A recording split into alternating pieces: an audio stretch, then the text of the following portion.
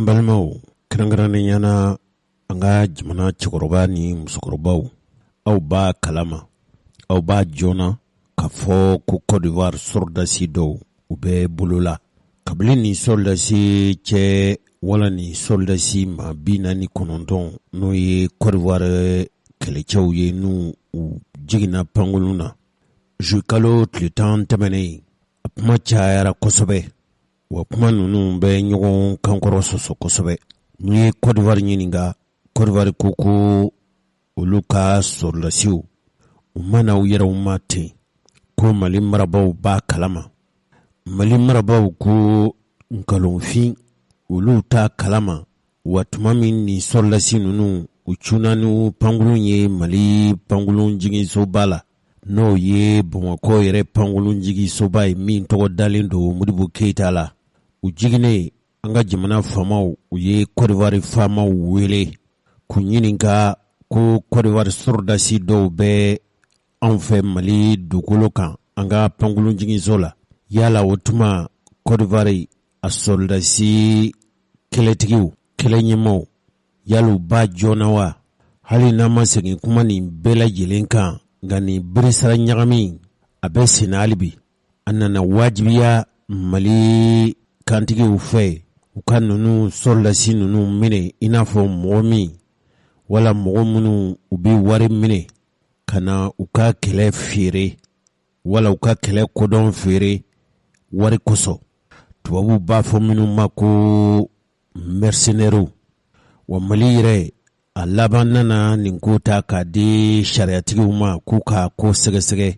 joonasigi ani ɲɛɲininiw nin ko in bɛ se k'a lajɛya cogo min an ye kibaruya laban min sɔrɔ o de ye k'a fɔ diɲɛ sɔrɔdasiw ka jɛrɛkuluba n'o ye Nations Unies ka sɔrɔdasiw ye u ye sɛbɛn ci u bɛ se k'a to Mali jamana bɛ se ka basigi cogo min k'o kɛlɛbolo de ma ko MINUSMA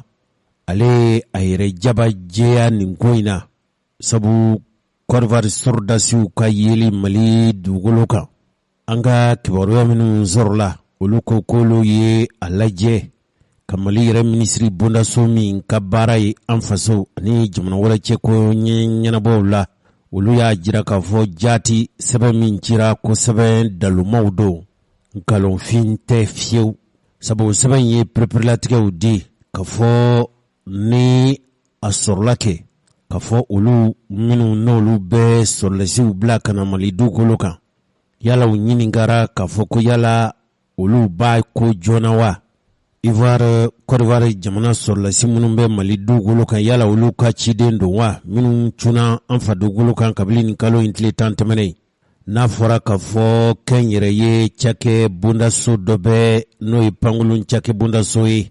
n'u ko a ma ko Sahel Aviation Service ani lalimanw olu fana ka kɛlɛcɛ minnu bɛ Mali kɔnɔ yan ko nin kɛlɛ bolo ninnu nakun ye ka fɔ k'u bɛ olu de lakana minnu bɛ yen n'u nana ye Mali dugukolo kan an ka pankolon jiginso la senu k'u nakun ye min fɔra ka fɔ ko lalimanw ka kɛlɛcɛ minnu n'u bɛ Mali kɔnɔ yan kɛrɛnkɛrɛnnen ɲɛna n'u bɛ Tombouctou bɛɛ dun b'a dɔn k'a fɔ tiɲɛ don Côte d'Ivoire sɔrɔdasiw bɛ Mali dugukolo kan nka olu ka daga ye Tombouctou de ye MINUSMA ka baara la kɔni u ko tiɲɛ don nin ko in kɔni a sɛbɛnkow ma lajɛya a kan ka kɛ kɛcogo minnu na laada la a kan ka lawaleya cogo minnu na tɛmɛsira minnu kan ka kɛ sɛbɛn minnu kan ka lawaleya fɛn ko fɛn bɛ yen n'o ye kɛta ni fɔta ye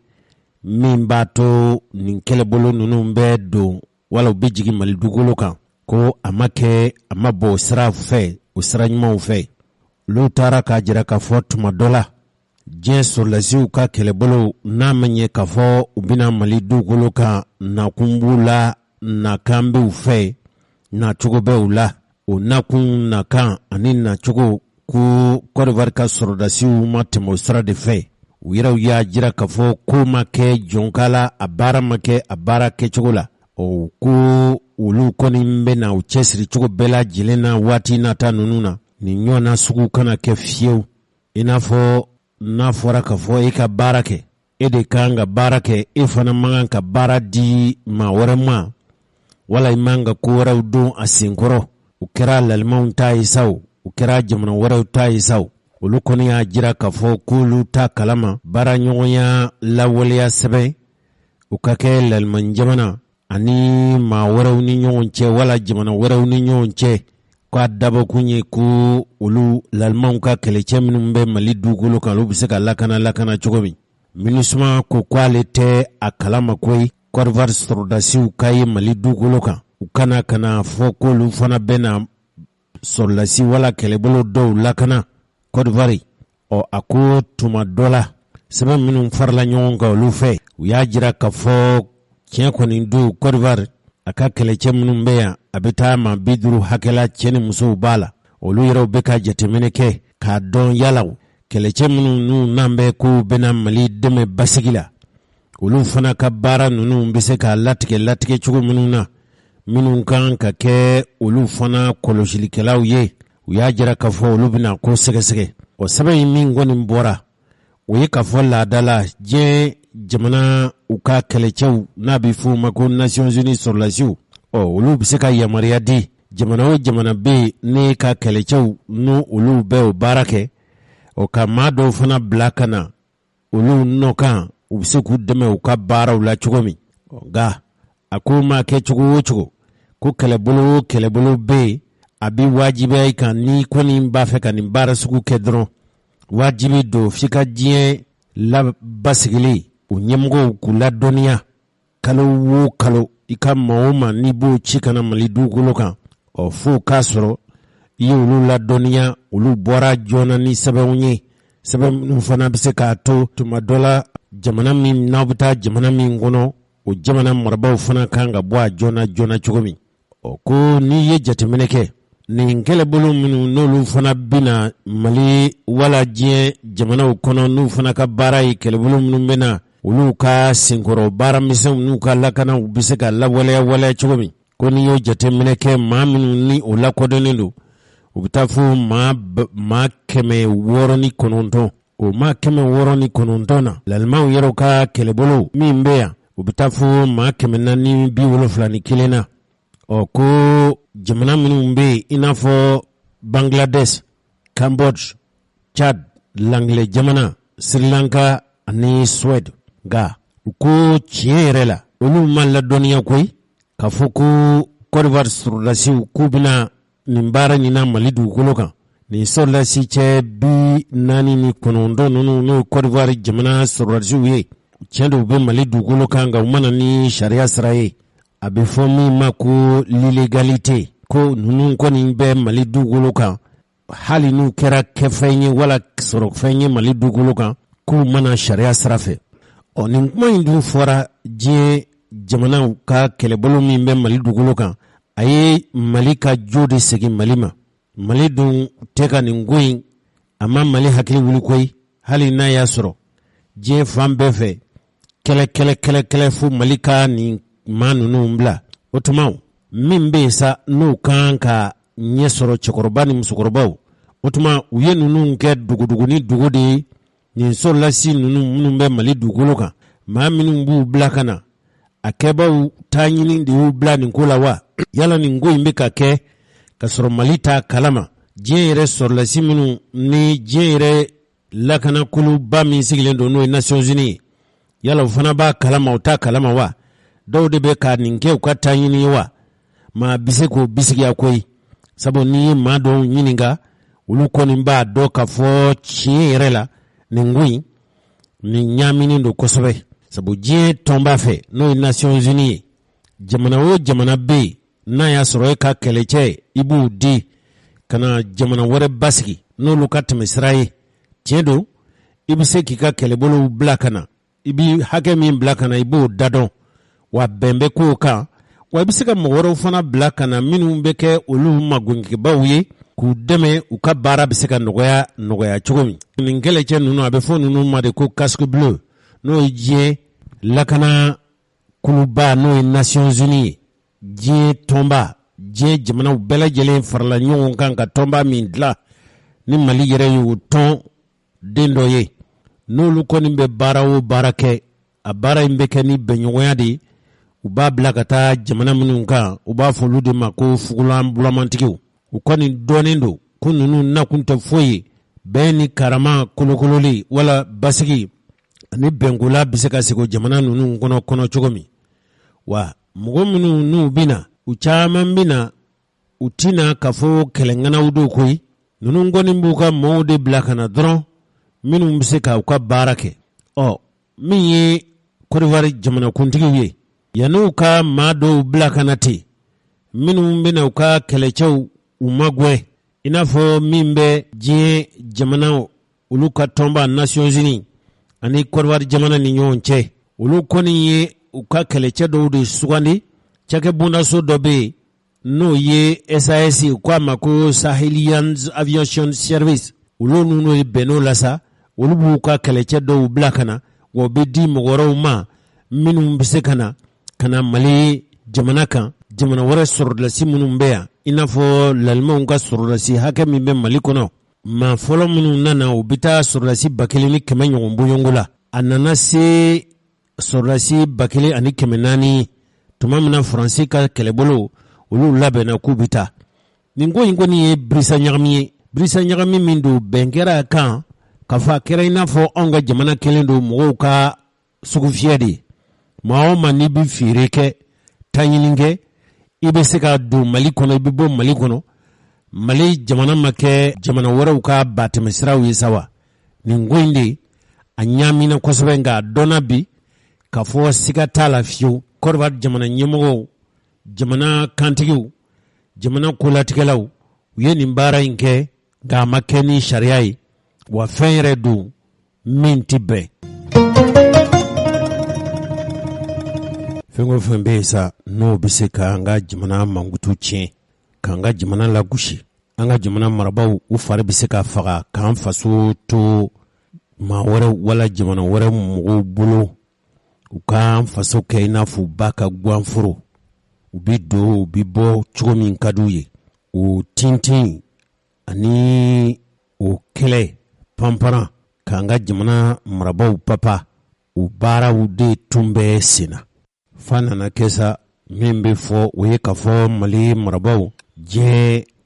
jamanaw bɛɛ ka fara ɲɔgɔn kan tɔnba n'o ye Nations Unies ye a fɔra yɛrɛ ka fɔ an ka jamana marabaaw de y'u dama kasi tɔnba in ye k'u ka magwɛnta k'an faso sɛgɛrɛ min b'a to jamana in bɛ se k'a yɛrɛkun sɔrɔ cogo min tuma min na jamana borotɔla minnu bɛ yen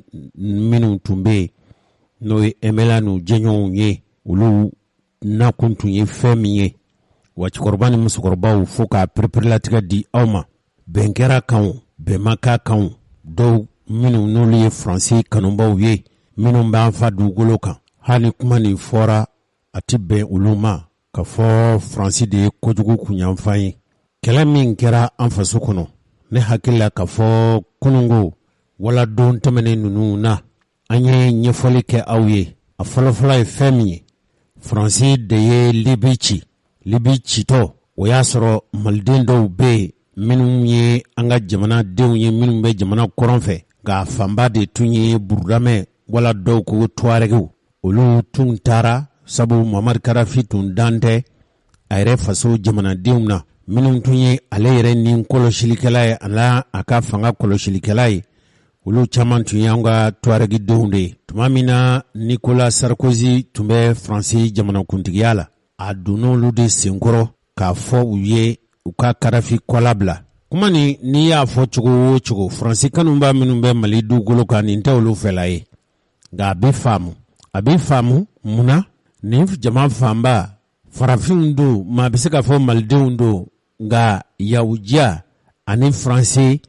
kanu min bɛ u la o tɛ anw ka jamana na u bɛ Faransi kanu ka se hakɛ min ma u m'an faso kanu ka se o yɔrɔ ma koyi nka n'i ye nin ko in lajɛ ni ji ɲɛma jɔlen ye ne yɛrɛ Jose kɔni nkan tɛ an ka jamanaden minnu bɔra yan kabili yɛrɛma hɔrɔnya mata dɔw minnu bɛ yen n'u bɛ kwajibaw tigɛ ka babaw tigɛ ka taa ɲanimanbori la cogo min u bɛ se k'u ka cɛkɔrɔba n'u ka musokɔrɔbaw u bɛ se ka jɔ olu donni kɔrɔ tuma min na faso dɛsɛra hali cikɛforo dama hali kalan dama hali baara dama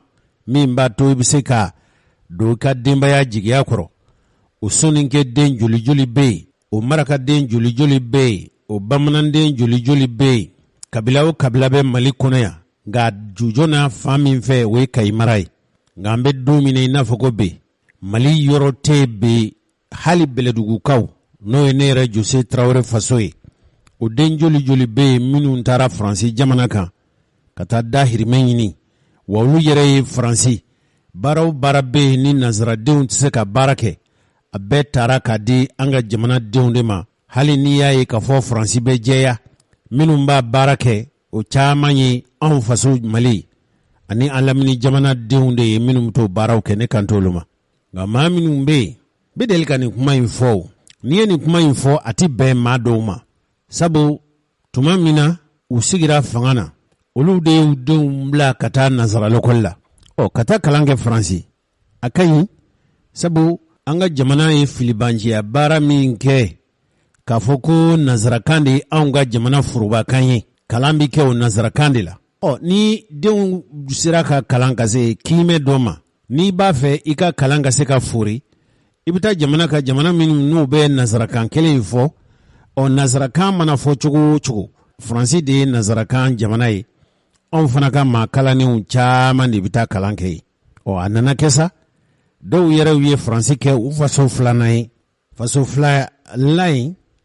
hali jamanadenya sɛbɛn min n'o bɛ kɛ faso halaladen dɔ ye n'a bɛ f'o ma ko nationalité u y'a ɲini u yɛrɛw ye u y'a ɲini u musow ye dɔw yɛrɛ y'a kɛ hali u musow min bɛ jigin ko n'i taara Faransi jamana kan ne kɔni kɛra maa ye maa min i denw sabu fɔlɔ la tun bɛ kɛ ten ni tun muso y'a yɛrɛ sɔrɔ Faransi o tun bɛ i den u b'a kɛ Faransi jamanaden ye Faransi yɛrɛ tun diyara o mɔɔw ye ka tɛmɛ hali an faso Mali kan o maa kalannen joli joli bɛ yen minnu jamanadenya sɛbɛn fila de b'u bolo fɔlɔ o ye Faransi jamanadenya ye wa faso komi yan kɔni y'u faso ye yan y'u buruju ye dɔw yɛrɛw kɔni y'u ta minɛ nka ne kan tɛ malidenw ma minnu taara sigi Faransi baara y'a to u sigira ye min b'a to u ka baara bɛ nɔgɔya u bolo ye olu caman bɛ yen u ye Faransi jamanadenya sɛbɛn ɲini nka olu ka nafolo bɛɛ bɛ segin ka na Mali kɔnɔ yan Bamakɔ lajɛ kɛ Bamakɔ lajɛ marakaduguw lajɛ an ka togodaw lajɛ n'i ye fɛn o fɛn ye yen k'o ye sɛbɛko dilanlen ye jamanaden minnu sigin bɛ tunga fɛ olu ka baara kɛlenw don olu ta kun tɛ fɛn wɛrɛ ye koyi yen ye fɛn sɔrɔ yɔrɔ ye n bɛ se ka baara nɔgɔya sɔn sɔrɔ ye cogo min tuma dɔ la n b'u ka jamanadenya sɛbɛn kɛ nka hali n ka muso furuta hali n ka so jɔlen n bɛ fɛn o fɛn kɛ n b'a baara bɛɛ kɛ ka nafolo doni ka na Mali kɔnɔ yan hali ne yɛrɛ fɛ yen wɛzɛ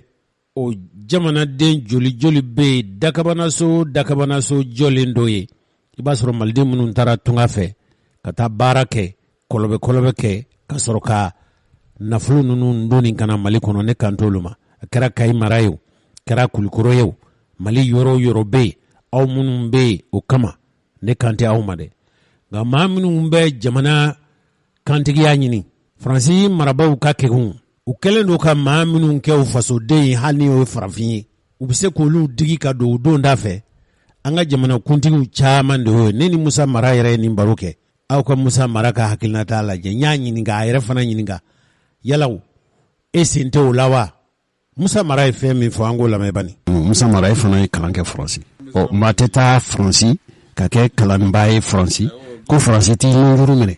Jose de la k'i jaabi o la o n bɛna segin o kan wa n bɛna walanwalan n y'a fɔ n ko Afiriki jamana ɲɛmaaw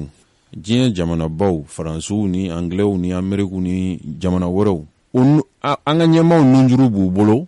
lahala damadɔw de don o lahala ninnu tant que an ma baara k'o kan an ma kuma quoi an bɛ to kuma la ten dɔrɔn a fɔlɔfɔlɔ ye min ye i b'a sɔrɔ an ka ɲɛmaa caman nin jamana ninnu papier b'u bolo nationalité n bɛna i jaabi o n b'a daminɛ fɔlɔ ka fɛn ciya ka sɔrɔ ka n t'a ɲɛfɔ a filanan i b'a sɔrɔ u ka duw b'u ka jamana kɔnɔ a sabanan i b'a sɔrɔ u tɛmɛna sira jugu dɔw fɛ o sira jugu ninnu lahalaw bɛ jamanaba ninnu bolo tuma dɔw la yɛrɛ u b'u nɛgɛ u ka bin dingɛ dɔ kɔnɔ u bɛ sɔrɔ ka photow ni fɛnw ni papiyew ta o bɛ k'u nunjuru minɛni a naaninan ɲɛmaya ka di an ka ɲɛma ninnu ye cogoya min na u caman bolo ni jamanaba ninnu n'u t'i kɔkɔrɔ i tɛ ɲɛmaya sɔrɔ wa hali ni ye ɲɛmaya sɔrɔ n'u t'i kɔkɔrɔ i ka ɲɛmaya bɛ b'i bolo ninnu ye kun ye maintenant n bɛna don ta la ka ɲɛf'i ye n delila k'o f'i ye yan fɔlɔfɔlɔ ye min ye diɲɛ jamana si papiye tɛ ne bolo ni Mali tɛ mais n bɛna dɔ fara a kan n ye min f'i ye don non seulement diɲɛ jamana si papiye tɛ ne bolo mais diɲɛ jamana si papiye tɛ ne muso bolo a tɛ n den bolo o fana ye dɔ ye dɛ bawo an ka ɲɛma dɔw bɛ yen i b'a sɔrɔ a t'olu bolo mais a b'u muso bolo ou bien a b'u den bolo Jose ne ma deli ka sɔn muso si ka taa jigin jamana kɔ kan ka kɛ papiye ko sababu ye ma sɔn a ma a se bɛ n ye dɛ mais ma sɔn a ma siɲɛ kelen bawo ne tɛ se ka kɛ ko ne bɛ ɲɛmaya ɲini Mali la ko ne bɛ papiye wɛrɛ ɲini ka di n den ma ne bolo o tɛ se ka kɛ o de la ne t'a faamu maa min bɛ ɲɛmaya ɲini Mali la ko i bɛ papiye jamana wɛrɛ papiye ɲini ka di den ma ou bien jamana wɛrɛ papiye di ka di muso ma a bɛ se ka kɛ a bɛ digi maa dɔw la dɛ mais ne t'a faamu bɛɛ n'i ka ko faamuyali cogo dɔn bawo i bɛ ɲɛmaya ɲini Mali la ka Mali de ɲa i b'a ɲa mun de i b'a ɲa i denw ni mɔdenw ni bɔnsɔnw ani jamana kɔnɔden tɔw de ye o mais ni e yɛrɛ bɛ k'o ɲini mais e bɛ ka jamana wɛrɛ papiye ɲini i den ça veut dire que e yɛrɛ dalen t'i ka baara la o voilà ça veut dire k'i dalen t'i ka baara la i ka baara kɔni tɔ ka jɛ don donc o ye ne ka faamuyali cogo ye depuis n ma don politiki la bawo ne ye den sɔrɔ ka sɔrɔ n ma don politiki la n ma sɔn mɔgɔw nana fɔ n ɲɛna don dɔ ko dɔ ni ne kɔni bɛ Mali de la ni ne ye maliyɛn de ye ne muso n den o si tɛ jamana wɛrɛ papiye ɲini wa maaw bɛ sɔrɔ minnu b'o sɛbɛntiya ka o f'i ye quoi ne ni mɔgɔw ye kɛlɛ k'a ko yɛrɛ la o ni sisan ka ca ni san 20 ye o b'a sɔrɔ n ma sununya ka don politiki la donc jamana wɛrɛ papiye tɛ n bolo jamana wɛrɛ papiye tɛ n muso bolo a tɛ n den bolo o ye dɔ ye filanan ye min ye ne ka dugukolo tɛ Mali kɔ kan n ka du tɛ Mali kɔ kan kuma tɛ nin jamana ninnu ma n ka kɔnti wari bɛ n bolo yɔrɔ min na o tɛ Mali kɔ kan a tɛ nin jamana ninnu kɔnɔ naaninan ye min ye n b'a dɔn maa minnu bɛ n fɛ o maa minnu tɛ n fɛ o bɛɛ b'a reconnu quand même que k'a fɔ ko ne bolo bɛ maga faso wari la yɔrɔ dɔ la mada la ni maa bɛ se ka o sɛbɛntiya i bolo o dalilu tɛ maa bolo Mali kɔnɔ n'o dalilu tun bɛ maa bolo Mali kɔnɔ ne bɔra fɛn fɛn bɛ n bolo diɲɛlatigɛ la k'a walankata bɛɛ k'a ye tiɲɛ caman o e yɛrɛ y'o caman ye o ni maa dalen t'i yɛrɛ la i t'o kɛ dɛ Jose bawo maa caman ma o ladege o yadɔ maa caman m'o ladege dossier foyi tɛ maa si bolo ne kan dossier foyi tɛ jamana si bolo ne kan n b'o f'i ye donc ne tɛ siran maa ɲɛ diɲɛ in kɔnɔ n tɛ siran jamana ɲɛ diɲɛ in kɔnɔ ala tɛ maa ye o ala y'an dilan de an bɛ siran ala de ɲɛ n bɛ min f'i ye ka fila ka fara o kan Jose ni fanga ɲini don parce que mɔgɔw b'o fana fɔ ko ni ye mara ye a bɛ ka Faransi défend ou bien mara bɛ komi Faransi ka ko a bɛ fɛ ka fanga ɲini Faransi k'a dɛmɛ de ne ye ko dɔ kɛ fanga ɲini sira kan e y'o témoin i bɛ k'a ka mandat filanan ne ye n ka sɛbɛn bɔ ka tugu Sɛki Modibo Jara kɔ ni fanga ko de tun ye n ka ko ye ko min fɛn dɔ n tun t'o kɛ dɛ i m'o ye Mali candidat si la k'a fɔ ko chance dɔ b'i bolo ka jɔyɔrɔ dɔ sɔrɔ i ko to yen ka maa dɔ dɛmɛ e yɛrɛ b'a dɔn i ni ala cɛ i ka parti ka girinna ka parti ye wa i bɛ se ka ko kɛ komi ale b'a kɛ cogoya min na a man ca dɛ an ka mɔgɔw bɛ bolo wuli candidatw ka ca mais k'a fɔ k'i ta bɔ yen ka tugu maa nɔfɛ a man ca donc nin bɛɛ kɔfɛ ko n dalen bɛ jamana na k'an dɛmɛ ou bien n dalen bɛ jamana na k'an kisi ne dalen bɛ ala kelen dɔrɔn de la Jose ala de bɛ fanga de y'a kuma fɔ daminɛ la ne dalen do la komi e ni ne sigilen filɛ cogoya min na quoi ni ala y'a latigɛ ko ne bɛ kɛ jamana ɲɛma ye maa si tɛ se ka fɛn k'o la jamana si tɛ se ka fɛn k'o la Musa Mara b'i bolo to n ka tila dɛ ɲininkali kɔni a bɛ ka se a kolonmayɔrɔ la sisan donc ni i dalen do la i tɛ siran jamana ɲɛ i tɛ siran maa ɲɛ donc o yɔrɔ kɔni n bɛ nɔgɔ b'o la mais an ka jamanaw ɲɛmaa caman bɛ minnu bɛ bi nin dingɛ ninnu kɔnɔ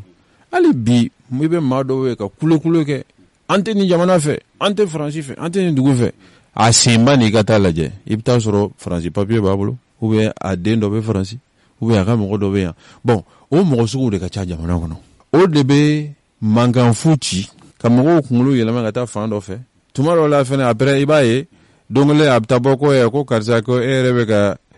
maaw bisigi ni bana min e yɛrɛ ka banakisɛ ka ca ni tɔw bɛɛ ta ye o bɛ kɛ tigɛ n'a ye tuguni ɲɛmaw la donc an ka an janto yɔrɔ la ne tun bɛ fɛ nin yɔrɔ ninnu dɛ ninnu ka sen jamana ɲɛma ani maa minnu bɛ ɲɛmaya ɲini ninnu ka sen bɛɛ nɔfɛ. Musa Mara e kanubaw ka ca Faransi jamanadenya sɛbɛn b'u bolo dɔw ye tɔmusow furu e ka kuma nin ye tigɛruma de ye ka se olu ma wa. maa fɛn fɛn bɛ Faransi ou bien maa fɛn fɛn bɛ Amérique ni papiye b'olu bolo olu bɛɛ tɛ politique mɔgɔ olu bɛɛ tɛ ɲɛmaya ɲini o ne ka kuma in bɛ minnu bɛ ɲɛmaya ɲini c'est-à-dire Jose an ka ko ta k'a lajɛ k'a sɛnsɛn e bɛ Mali ɲɛmaya ɲini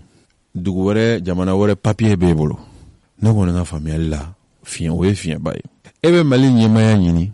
e musow ni denw e bɛ ka dugu wɛrɛ papier ɲini ka d'olu ma an ka tiɲɛ na o ye fiɲɛ ye c'est-à-dire maa fɛn fɛn ni hakili bɛ baara kɛ i b'a faamu o ko jɛlen tɛ kosɛbɛ bawo ɲɛmaya ɲinini ye min ye komi n y'a f'i ye o ye ka jamana dilan jamana kɔnɔdenw ka hɛrɛ sɔrɔ mais e bɛ k'a ɲini jamana kɔnɔdenw bɛ ka hɛrɛ sɔrɔ mais e bɛ ka jamana wɛrɛ hɛrɛ ɲini i ka mɔgɔ dɔ ye ça veut dire que e yɛrɛ dalen t'i ka baara la ou bien i tɛna kɛ ou bien n'i sigira i t'a kɛ sinon n'i dalen b'a la ko n'i sigira k'e bɛna ni hɛrɛ ye jamana kɔnɔ mun na i bɛ papier wɛrɛ ɲini don kelen ka ne ɲininka ko mais Musa munna i tɛ fɛ i denw ka nin jamana in papier sɔrɔ bi kalan a bɛ taa kɛ nin jamana ninnu kɔnɔ ni nin jamana papier b'i den bolo a ka visa ko ka nɔgɔn a bɛ voyager ka nɔgɔn ala ka baara ko ka nɔgɔn ne ko awɔ n ko ye bi ye i ye kuma min fɔ bi don n ko mais n ko mun b'a yɛrɛ la ko sini kɛnɛ anw bɛ ka olu ka papier ɲini cogo min na olu t'an ka papier ɲini ten mun b'o yɛrɛ la o bɛ se ka kɛ o diɲɛ de yɛlɛmali ya olu ye baara kɛ cogoya min na n'anw ye baara kɛ ten mun b'a yɛrɛ ko sini olu fana tɛna anw ka papier ɲini ni ne dalen don a la ko ni ne ye ɲɛmaya sɔrɔ n bɛ baara kɛ pour que sini olu b'an ka papier ɲini pour que ne bɛ papier ɲini ka di n den ma o ye logique de ye o nin dun ye Musa Mara ale ye kantigi ye a yɛrɛ b'a fɛ nin t'a siɲɛ fɔlɔ ye k'i kan bɔ jamanakuntigiya nɔfɛ a ye min fɔ ne hakili la cɛkɔrɔba ni musokɔrɔbaw aw minnu sigilen don dugubaw ni dugumisɛnw kɔnɔ n'i ye maa janfa kɛbagaw lajɛ i yɛrɛ ka faso dugulenw caman b'a la o politiki maa joli joli bɛ yen minnu u kalanna faransi ka faransi jamana kantigiya wala faransi jamanadenya k'o sɛbɛn ɲini so b'u bolo fɛn bɛɛ b'u bolo ye wa ni tubabuw donnen don janfa la ko ye o ka ca kosɛbɛ sabu n'i y'a i faso fiire n ko ne ka ɲininkali sera Ibrahim Boubacar Keita yɛrɛ ma ale yɛrɛ kɔni bi a taara i da anw ma siran wa a yɛrɛ ye sira di koyi ala ka yafa k'a ma a ka barosigi kɛ an ka jamanakuntigi n'i y'a lajɛ k'a daminɛ Modibo Keita ka na General Musa Traoré Alpha Umaru Konarew fo ka se bi Asimu Koita n'i y'a lajɛ Faransi ye dadigi o dadigi kɛ Mali la a ma kɛ fo k'a sɔrɔ Mali kantigi dɔ o farala Faransi kan ka jamana in buruja Mali burujali Mali jasili n'i y'a lajɛ ni ji ɲɛma jɔlen ye i n'a dɔn jati k'a fɔ Mali burujali sabu tɛ foyi ye fo Maliden dɔw olu de ye Mali an faso minɛ ka di Faransi ma IBK ala ka yafa k'a ma an tun ka ɲininkali sera ale ma o e k'ale ka kuma lamɛn bani a kuma cayala ka sɔrɔ a ka nɔgɔ Faransi nana k'an dɛmɛ kɔrɔfɛ ko in na accord kɔrɔlen dɔ tun b'an ni ɲɔgɔn cɛ mais o tun de Faransi yɛrɛ yamaruya ka fɛn dɔw kɛ k'an dɛmɛ sira dɔw kan donc fɛn minnu tɛmɛna olu hukumu kɔnɔ hakilijakabɔ kɛra k'a fɔ sɛbɛn min b'an ni ɲɔgɔn cɛ an ka kuraya ka bɛn min kan ka kɛ minnu kɛra olu ye an sɔn hakili minnu na o hakili kuraw k'u don a kɔnɔ o dɔrɔn de don k'a fɔ ko dɔw y'a fɔ cogo min na ko base bɛna di Faransi ma o kuma t'a la wala ka Mali feere Faransi ma ala ne bɛ jamana feere a kuma fɔra dɛ ni jamana feere jɔn ma ne Mali feere a kɛra Faransi a kɛra jamana ne bɛ Mali feere o tɛ ne ye fo bolo wɛrɛ Keita inshallah cɛkɔrɔba ni musokɔrɔbaw nin kɔni taara i da o de la aw minnu y'an ka cɛkɔrɔba ni musokɔrɔbaw ye aw ko ɲuman a tɛ kɔrɔ Mali feere kuma in kɔni a ko bɛ senna dɛ Mali feere kuma in a ma jujɔn bi n'a fɔra k'a fɔ Ibrahim Boubacar Keita i ye nin kuma fɔ bi kɔni a taara da hakilimaw ni kodɔnnaw ani diinɛ ɲɛmɔgɔw ko maa man kan ka su jalaki munna ale ta ɲɛnabɔra kaban Ibrahim Boubacar Keita a bɛ ala bolo a ye min kɛ ɲuman na ala k'o baraji d'a ma a ye min kɛ juguman na sabu ne Jose Traoré ne fana bɛ se ka fara mɔgɔw kan min tun bɛ dɔ dɔn IBK la bɛɛ kɔni y'a dɔn diinɛtigiw ko n'i bɛ fɛn dɔ mɔgɔ la hali o fɔlen kɔfɛ kɛ i ye min dɔn a la i b'o de fɔ nka ala min ye dali kɛ ale de b'a ka jɔn dɔn dɛ, ale de b'a ka jɔn dɔn. N bɛ se k'a fɔ kabila fanga ɲininama hali a ka sokɔnɔ jiriw tun tɛ sɔn ka wasa. Mɔgɔ minnu tun bɛ don a ka so, n'i tun yera a ka so, ni m'i kɔlɔsi i bɛ kungo sɔrɔ. Ne yɛrɛ bɛ se k'o fɔ koyi, sabu dongo ko ni i ni fiɲɛtɔ bɛ kungo kɔnɔ, fiɲɛtɔ an ka bɔ fiɲɛtɔ yɛrɛ sa, ni tulogeren bɛ kungo kɔnɔ, tulogeren n'a bolila n'o ye yɛrɛ ɲini boli ye k'i ka boli dɛ, k'a ma mɛn mɔgɔ da dɛ, a ɲɛ de y'a ye. Ne Jose bɛ se k'a fɔ i bɛ ka ne bɛ dɔ dɔn a la. N'i y'a ye an tun tɛ tamakiya a ɲininkali, o kɛnɛw kan an b'a fɔ a bɛ fɔ n'a yɛrɛ ka diɲɛ ye. An y'a dɔn tuma min o y'a sɔrɔ a tɛ fanga na, dɔw yɛrɛ ko a tɛ se ka sigi fanga na. A kɛra Ala ta ye, bi ale b'a dayɔrɔ la. Mali feere ko kuma a ma jɔjɔn bi dɛ. Général Musa Traoré yɛrɛ, Mali nana firi tuma min tubabuw nana ɲininka o, cɛkɔrɔba ni musokɔrɔbaw, n'i y'a ye k'a fɔ anw bɛ kunnafoni fɔ aw ye nin cogo in na, nin cogo in de aw ka faamuyali bi sɔrɔ. N tɛ bɛrɛ dɔn Modibo Keyita la koyi, n ye fɛn o fɛn mɛn a ye seereya minnu bila ani n y'a ka kumakan minnu mɛn aw da, nka Musa kɔni, an fa Musa, n b'ale dɔn kosɛbɛ, n b'ale dɔn. A bɔlen kaso la ani kunnafoni lasela fɔlɔ min sigira ka kuma bamanankan na, Ala y'o kɛ ne Jose Traoré de ye, fo ka taa a mininji dɔgɔya don min ani ne tun ye teri ye. Nanzaraw nana ɲininkali kɛ, Mali coronna ka Mali jasi ka se hakɛ min ma, tubabubilen nalen y'a ɲininka kuma nin tɛmɛnaw ni ɲɔgɔn cɛ nanzarakan na, an tɛ dɔ lamɛn. Il y a une forte présence militaire étrangère au Mali. Dunan jamana wɛrɛ sɔrɔlasiw u sɛbɛkɔrɔ dagan bɛ i faso Mali kɔnɔ. G5 Sahel, la MINUSMA. MINUSMA, G5 Sahel. G5 Sahel, cɛkɔrɔba ni musokɔrɔbaw o ye tilebiya, farafina tilebiya fan jamana 5, Mauritanie, Mali, Burkina Faso, Niger ani Tchad. MINUSMA, an bɛ olu de ka baro la. A fɔra an ye k'a fɔ Mali kuntigiw, a kɛra Professeur Junguna Traoré ye sa o, a kɛra maa wɛrɛ ye sa o, tuma min na Mali daminɛna, ko Mali de wulila ka se diɲɛ tɔnba la n'o ye Nations Unies ye, ka ɲini o kuntigi fɛ ani diɲɛ jamanaw fɛ k'u ka Mali magwɛn ni dɛmɛ ye. Kɛlɛcɛw b'o la cogo min, kɛlɛminɛnw b'o la ten, ka dabali ni fɛɛrɛ ɲini ka Mali magwɛn min b'a to Mali yɛrɛ jamana a bɛ se k'a yɛrɛkun sɔrɔ tuma min na. Ni kuma nin tɛ fɔ Faransi kelen in de ye burudamɛ ninnu k'u ka Muammar Kadhafi kɔ labila, k'u b'u dama faso tigɛ ka d'u ma. Kabilo de kɛra sa an faso ma ɲɛ suma fo bi. Ɲininkali min kɛra Général Musa Traoré la, a ko nin ye lebujuguba de ye. Nin ye lebuba de ye, nin ye kumasuli de ye, nin ye lagosili de ye an faso ani an ka jamanadenw ye. Vos mots sont forts. Très fort. Ka kuma nin ka girin, kuma nin ka gɛlɛn dɛ. A ka girin wa a ka gɛlɛn. Nin ye Général Musa Traoré ka kuma ye. Je le dis. N b'a fɔ. Parce que ce que j'ai laissé dans mon... Sabu ne bɔra fanga la ka min to n fa dugukolo kan. Pour mon pays. Ne faso ye. Les hommes que j'ai formés. Ne ye kɛlɛcɛ minnu labɛn k'u kɛ kɛlɛmasaw ye, k'u kɛ kɛlɛcɛɲɔgɔnna ye. Que nous avons formés, disons. An faso diɲɛ minnu labɛn, n b'a fɛ k'o de fɔ. Je veux dire, il y a un général soviétique. N b'a fɔ e ye, Rusila sɔrɔlasi Les MiG-21. kɛlɛcɛ minnu n'u labɛnna, kɛlɛ sanakulu MiG-21 minnu n'an y'u sɔrɔ Rusila fɛ, ni an ka jamanadenw u kalanna u kɛlɛkɛ pankolo ninnu bolili la. Volés. Ka pan.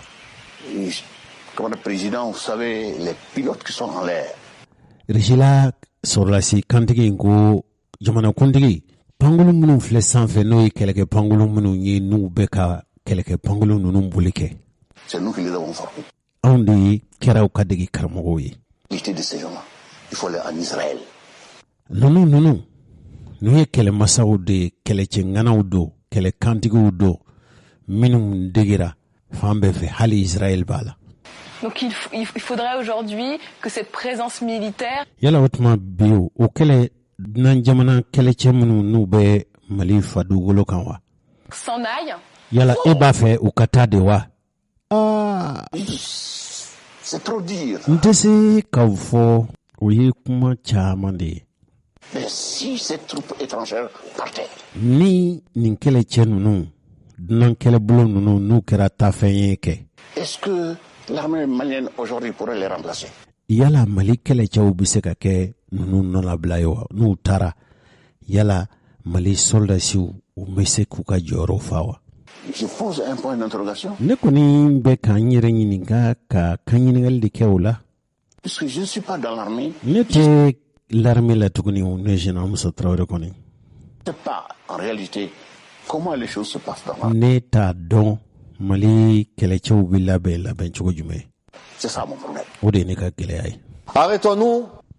cogo min mali bɛ se ka sira jɛlen ta cogo min hali bi nin ye général Musa Traoré de. yala e ɲɛ bɛ mali sini na cogo di? ne jigilama tigɛ fiyewu ne faso mali la n b'a fɔ tiɲɛni fanga bonyana kojugu yɛrɛsago kɛ a fanga bonyana kojugu nka hali bi saw an yɛrɛ dama an ni ɲɔgɔn cɛ fasoden ɲumanw bɛ yen. jamanaden halaladenw bɛna mali bɔ ka mali wuli k'a jɔ ka a jɔ a sen kan. o siga tɛ ne na fiyewu ka mali bila sira ɲuman kan. e bɛ mali sini ye cogo di? bada ne jigilama deli ka tigɛ n faso la n b'o fɔ tiɲɛni fanga bonyana hali bi anw cɛ fasodenw ɲumanw bɛ yen. fasoden ɲumanw bɛna mali bɔ dingɛ kɔnɔ ka mali wuli k'a jɔ a sen kan. o kɔni siga t'o la fiyewu. cɛkɔrɔbaw aw ma général Musa Traoré ka kuma mɛn. Asimi ntalen bɔ a ye a ye nin de fɔ. cɛkɔrɔba ni musokɔrɔbaw ne bɛ dɔɔnin dɔn général Musa Traoré fana bɛ dɔɔnin dɔn a la sabu ne ka ɲininkali tun sera a ma. k'a to balo la koyi a y'a ka jaabiw lamɛn bani. Ko bɛɛ n'a tuma don o tɛ tiɲɛ. n y'a fɔ n ka kuma daminɛ na n ko gɛlɛya bɛɛ o gɛlɛya kɔnɔ n ko fanga ni minnu bɛ fanga ɲini olu bɛ ɲɔgɔn na o tɛ o ye wa? o y'o ye. ni ala ko k'a bɛ fɛn fɛn ban mɔgɔ si tɛ se k'o ban maliya na o tɛ se ka kɛ. ni n ko n bɛ da don a la ni ala ma sɔn n da tɛ don a la. ni ala ko n ka n da don a la diyagoya n bɛ n da don a la. ni ala sɔnna ala de b'o latigɛ dɛ. ni ala y'a latigɛ n bɛ ala deli ko n ka kuma lamɛn n bɛ ko kelen de fɔ n bɛ ko kelen de fɔ walahi minnu b'a fɛ ka jamana dilan n t'u bila sira jugu kan. ne talona yɔrɔ yɔrɔ n b'a to walasa u kana talo yen nɔ walahi n b'o f'u ye tuma bɛɛ. n'a ala sɔnna n'i ye n da dɔ la n seko ni n dɔnko n b'o f'u ye. n'u sɔnna n ta ma a fɔra a banna n'u ma sɔn n ta ma n t'a kɛ dogo la dɛ n t'a kɛ dogo la n bɛ mun kɛ dogo la o tɛ nin ye o tɛ nin ye bɛɛ bɛ nin kalama ni ala sɔnna. an bɛ ala de deli ka sigi tuguni k'a deli ka d'ale ye. n'i y'a deli a bɛ sɔn n'i y'a deli a bɛ sɔn n'i ma deli fana a tɛ fosi tiɲɛ a ma a bɛ fɛn de ɲɛnama. ni ala sɔnna an bɛ ala deli ani ala deli an bɛ ala deli k'a fɔ ala ma an bɛnna sahaba ma n'an bɛnna sahaba ma banna. o tuma n'a fɔra ka fɔ jamana halaladenw bɛ yen i n'a fɔ ne da sera ma jamana jugu fana bɛ yen. yala minnu n'olu ye jamana kuntigiya kɛ n bɛ se ka mɔgɔ fila kɔni fɔ n b'olu dɔn fo mɔgɔ saba. ATT général Musa Traoré an k'a daminɛ général Musa Traoré la sa an fa Musa n kɔrɔkɛ ATT n kɔrɔkɛ Ibrahim Boubacar Keita ne bɛ dɔ dɔn ninnu na. n'a fɔra ka fɔ nin bɛɛ bɛ ka kɛ kun min na n'o ye mali lakana ye n'a bɛ ka fɔ mali ko a mago si tɛ MINUSMA na wa mali yɛrɛ bɛ ka lagosi k'a sabu kɛ o de ye bi. mɔgɔ min n'o ye an ka jamana ni jamana wɛrɛ cɛ ko ɲɛnabɔ kantigi ye bi minisiri n'o ye Abdoulaye Diop ye a ye nin tɔn kelen n'o ye diɲɛ tɔnba ye o ka ɲɛmɔgɔya bon tigiya dankan fɔlɔ a ye o bisimila an faso mali kɔnɔ. o tɔgɔ yɛrɛ ye ko Jean-Pierre Lacroix. an ka jamana ni jamana wɛrɛ cɛ koɲɛw tɔnɔbɔ siraw ɲɔgɔn dɛmɛ walew jamana kokan ko kibaruyaw Abdoulaye Diop a ye pereperelatigɛ di ka nɔgɔ bɔ a la pewu. mali yɛrɛ b'a fɛ cogo di ani diɲɛ tɔnba ka jɛ ka baara kɛ ɲɔgɔn fɛ. mali ni diɲɛ tɔnba ni ɲɔgɔn cɛ jɛɲɔgɔnyaw ni bɛnkanw ani bɛncogow b'olu la. a kɛra mali ye o a kɛra diɲɛ tɔnba ɲɛmɔgɔw ye o bɛɛ kan k'i dan dɔn bɛɛ b'i kantigɛ da dɔn bɛɛ b'i ka kɛta dɔn bɛɛ b'i ka fɔta dɔn bɛɛ yɛrɛ b'i ka walew dɔn. Ceci non seulement pour permettre à l'État malien d'assurer la protection de la mission min b'a to Mali yɛrɛ bɛ se k'a yɛrɛkun sɔrɔ cogo min na, Mali bɛ se k'o lawaleya cogo min, dont elle est le garant final, mais également nin ko in bɛɛ ye Mali ko de ye, wa a latigɛlen a n'a a lawaleyali a siri tɛ foyi la Ala ta kɔfɛ fo n'a kɛra Mali yɛrɛ ye. pour permettre à la mission elle-même d'atteindre ses objectifs. Min yɛrɛ ye diɲɛ sɔrɔlasi minnu nana cɛfɔ ni kanbɛn ni Mali yɛrɛkun sɔrɔ ye, olu fana bɛ se k'u ka baara kɛ ni jɛlenya ye cogo min, En toute sérénité. ni basigi ye. Le Mali ne met pas d'obstacle Ablaye Diop ko Mali kɛn tɛ ka bali foyi kɛ spécifiquement dirigé pour kɛrɛnkɛrɛnnenya min b'a to bloquer l'action de la mission. MINUSMA ka baara tɛ se ka ɲɛ a bolo, o tɛ Mali fɛla ye fiyewu. Mais chaque fois que nous avons dû prendre des mesures, c'est parce que il y a Tuma o tuma n'i y'a ye k'a fɔ Mali kɔni ye banamini dɔ kɛ Mali ye fɛɛrɛ ni dabali ɲina yɛrɛ la bɛɛ dɔrɔn i b'a sɔrɔ des opérations militaires en cours. Mali kɛn bɛ ka lakana ni basigi baara minnu kɛ olu bɛɛ sen na. Il y a des préoccupations de sécurité. Mali ka hami jɔnjɔn tun ye fɛn min ye perepelatigɛ la, o ye kana ni lakana de ye ni basigi ye. National, il y a des besoins de coordination Ani tuma min ni Mali b'a fɛ ka kow nunjuru minɛ, qui exigent qu'on puisse revoir un certain tuma ninnu na a bɛ wajibiya fɔ a ka lajɛji ɲama jɔlen na nombre de protocoles bɛnkan dɔw la. pour même assurer la sécurité Hali min ye Mali yɛrɛ lakana ni Mali kana dabali ye, o kɛbaa ye Mali fɔlɔ de ye o. de la mission qui est présente chez nous. Hali minnu y'o kɛlɛcɛw ye n'u bɛ Mali dugukolo kan, nge u bɛ Mali fa dugukolo kan, u yɛrɛ ka lakana n'u ka baara sɔnɔgɔya nga sirilen no Mali de la. En cas d'incident, encore Ni gɛlɛya ni kɔlɔlɔ sɔrɔla bɛɛ, une fois, c'est l'État malien qui est responsable. a bɛ fɔ ko nin tɛ foyi nɔ ye, nin ye Mali yɛrɛ marabaw de nɔ ye. Mali marabaw olu yɛrɛ kɔni fɛ n'i y'a ye k'a fɔ ko MINUSMA a tun bɛ Mali dugukolo kan, a bɛ sanjan caman bɔ, n'i y'a ye diɲɛ kɛra tuguni k'u ka to Mali dugukolo kan bɛɛ, u tun tɛna se ka ɲɛ sɔrɔ n'a tun ma kɛ ni Mali marabaw ka diɲɛ ye. Min bɛ Mali marabaw ka kɔnɔjɛya de fɔ dɔrɔn k'u b'a fɛ ka baara kɛ, sabu Mali b'a dɔn k'a fɔ n'a dɛmɛna ni kɔnɔjɛya ye basigi bɛ segin Mali kɔnɔ. Nka Mali kɔni de b'a ka laɲini don, yala kun bɛ di kundigi kɔ wa? Banabaatɔ, bana min b'i la e de b'a dɔn, a bɛ de farisogo la. Sisan a bɛ basi cogo min, a bɛ furakɛ cogo min, i mago bɛ dɔgɔtɔrɔ de la. N'o tɛ dɔgɔtɔrɔ de kan k'i ɲininka e yɔrɔ jumɛn b'i dimi, n'i y'o yɔrɔ fɔ a ye, basi min kan ka kɛ k'o furakɛ, a bɛ sɔrɔ k'o furakɛ. Mali fa dugukolo, Mali halala fa dugukolo de, yala maa wɛrɛ bɛ se ka na k'i panpara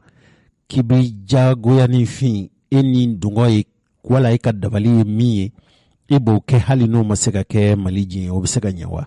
Wa n'i nana k'i bɛ n dɛmɛ, i nakun kɔni ye n dɛmɛnin de, nka e nakun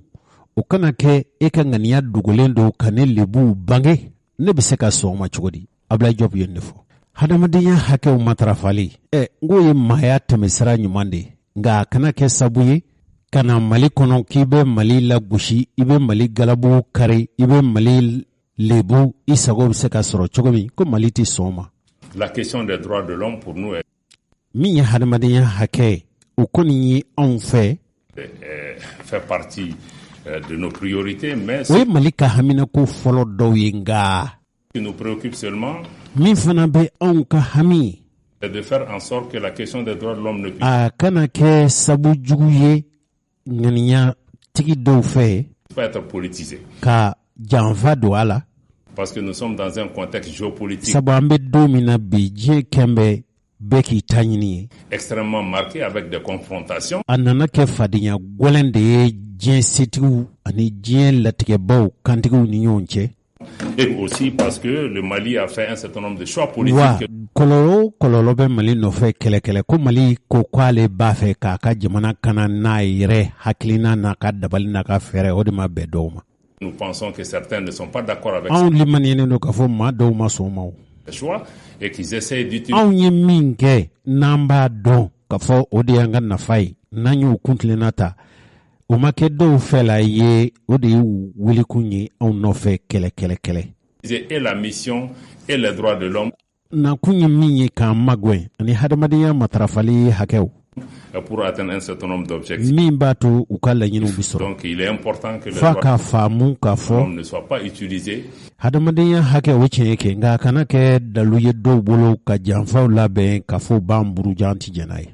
pour stigmatiser,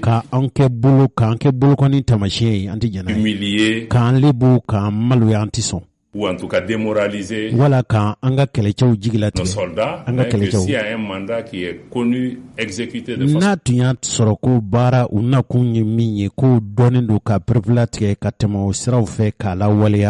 professionnelle, le Mali sera toujours là pour pouvoir travailler, mais encore une fois, ce que nous espérons, c'est que on ne peut pas travailler au Mali contre l'État malien.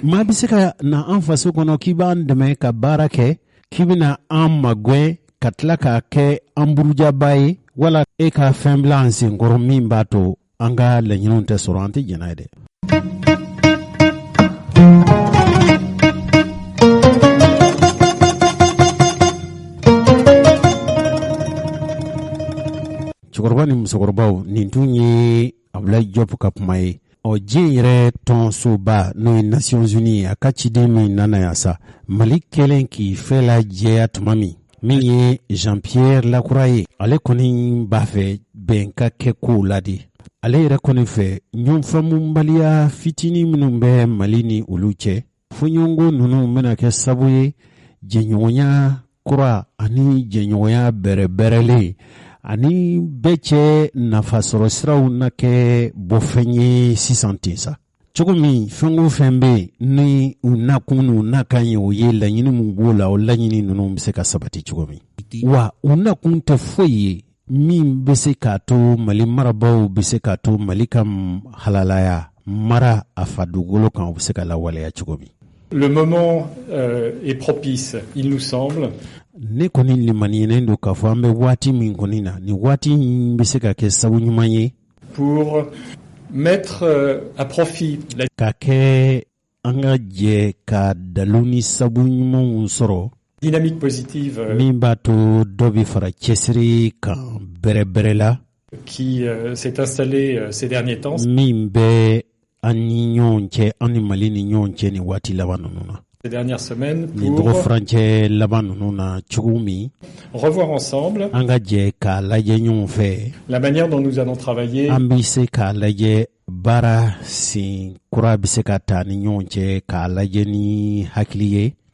l'avenir de manière à vous appuyer, de manière à appuyer le Mali dans ses objectifs et notamment un objectif qui est fondamental, qui est le recours de l'autorité de l'État qui est en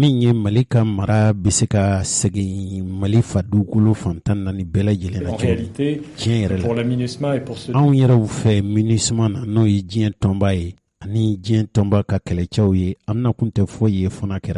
type d'opération de maintien de la paix. L'objectif central. Appuyer l'État hôte, en l'occurrence le Mali, dans ses efforts pour restaurer son autorité sur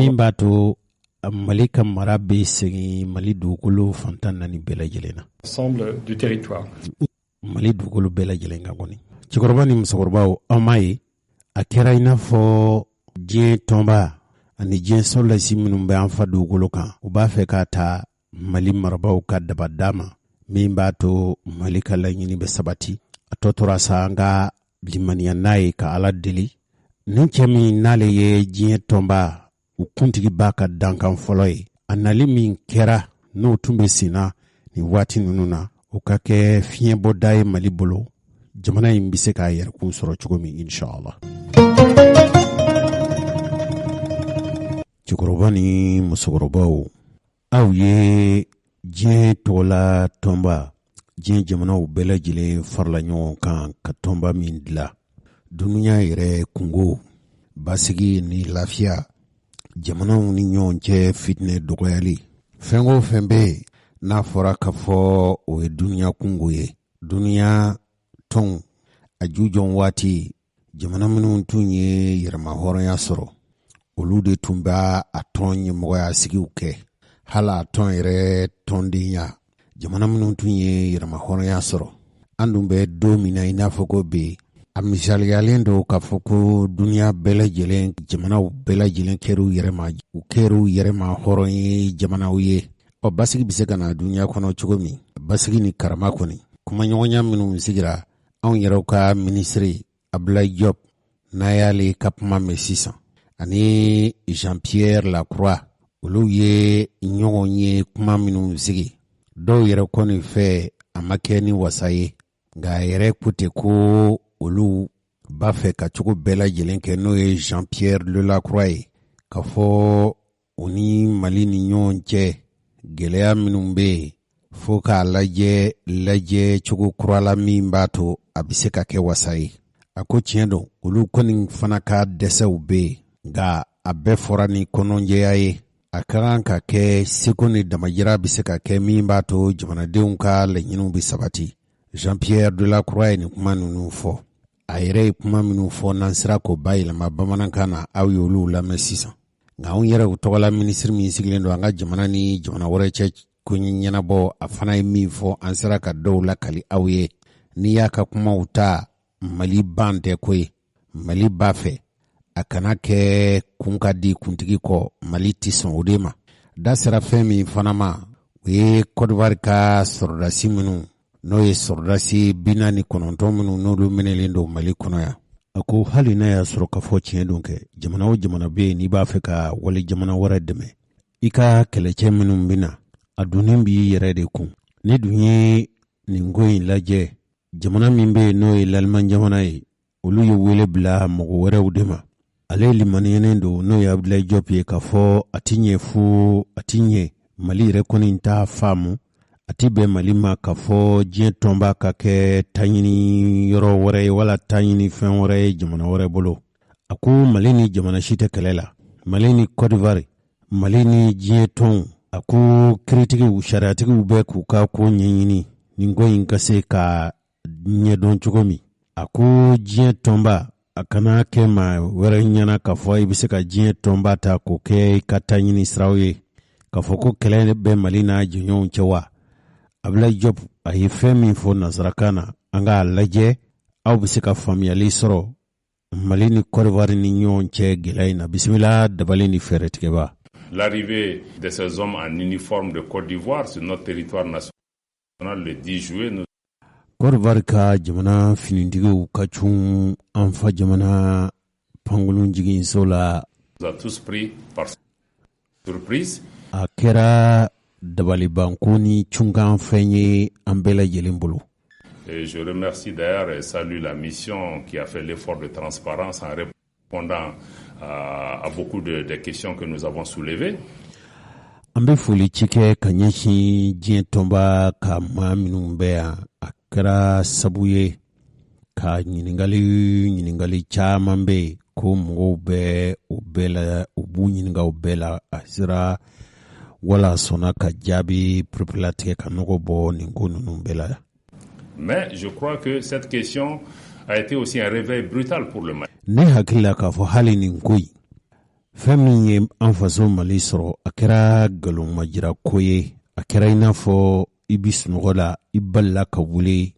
i ma wuli ni i wuli se ɲuman ye. Un réveil brutal parce que nin kɔni ye bali ka cun ka wuli sabu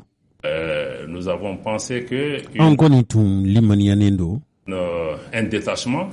an hakili la k'a fɔ nin ye kɛlɛbolow ye de forces étrangères n'o ye dunan kɛlɛbolow ye ne peut pas arriver sur le territoire malien olu tɛ se ka na an fa dugukolo kan ten sans information préalable k'a sɔrɔ an ma ladɔnniya a kibaruya n'a perepelatigɛ ma di an ma sans accord du gouvernement ka kɛ ko nin bɛ se ka kɛ k'a sɔrɔ a ma kɛ ni Mali kantigiw ka diɲɛ ye sans pouvoir communiquer hali an ma se ka ɲɛfɔli sɔrɔ nin na wa a ma ɲɛfɔli cogo ani lamɛnli cogo si sɔrɔ nin ko la. La liste de matériel. Hali u nana ni fɛn minnu ye fɛn jumɛnw don jɔnjɔn na a ma ladɔnniya o ladɔnniya sɛbɛn fana ma d'an ma. Comprenons que ce contingent an kɔni y'a faamuya dɔrɔn ko nin kɛlɛcɛw n'a absolument rien à voir avec nin kɛlɛbolo ni kɛlɛbolo tɔw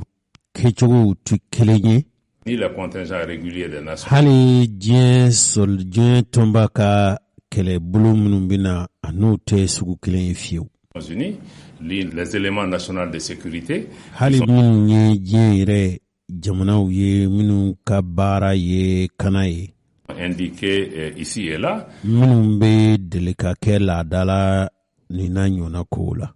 Et dès lors que cette présence est jugée illégale. N'a kɔni nana ye bɛɛ k'a fɔ ninnu nali an faso Mali dugukolo kan ma kɛ ni sariya ye a y'a ye kɛcogo ye sariya kankɔrɔ sɔsɔ. Elle est donc attentatoire. Nin kɔni ye jigilatigɛ wale ye nin bɛ siga nin na kɛ sigana ko kɔni ye bɛɛ. De l'État malien. Mali marabaw kɔni fɛ. Comme à la sûreté de l'État malien, c'est pour hali Mali lakanako la kɛ a bɛ kɔnɔguwan se u kanabaw ma. Un certain nombre de mesures fo a ti ɲɛ min kɔ fo dabali ni fɛɛrɛ dɔw de ka tigɛ. Ont été prises. O de y'a to o fɛɛrɛ ninnu ani o dabaliw tigɛra faso Mali fɛ. Et je crois que la façon dont ces choses se sont passées. Ne yɛrɛ kɔni miiri la k'a fɔ nin ko ninnu tɛmɛna tɛmɛcogo a kɛra kɛcogo min ko nin na. Et vu que la Côte d'Ivoire, en tout cas, a indiqué qu'elle était venue sous couvert des nations. N'a dun fɔra Côte d'Ivoire dantigɛli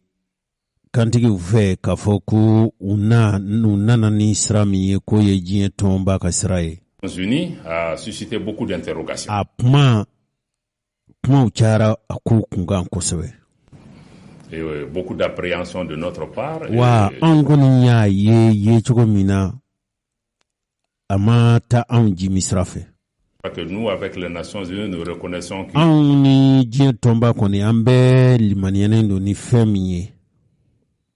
Il y a un certain nombre de dysfonctionnements. A kɛra i n'a fɔ nin ko in a kɛra kɛcogo min a tun man kan ka kɛ o kɛcogo la.